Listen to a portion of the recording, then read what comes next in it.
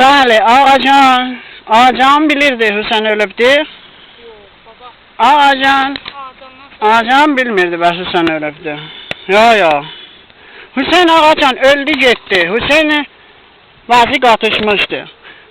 Deyirdilər ki, Hüseyin, həmin Hüseyin ki, sən pulları o əkərdi, o Hüseyin. Deyirdilər, Hüseyin muhtad olub yox. O Hüseyin ki, muhtad idi.